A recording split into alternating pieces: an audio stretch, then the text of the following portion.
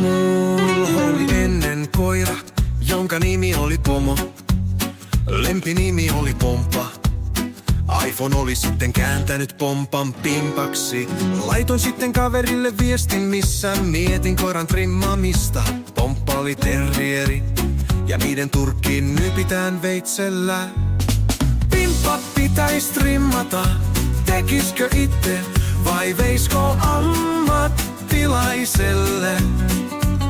Nyppiskö vai ajelisko vai koneella lyhyeksi? Se on 6 tunnin urakka vähintään.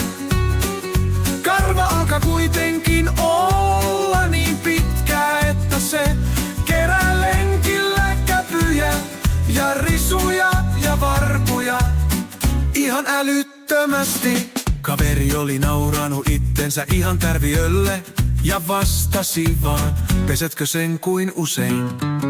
Johon vastasin, että en pese, silloin vaan jos se haisee pahalle. Karva on niin paksua, että menee monta tuntia, että se kuivaa.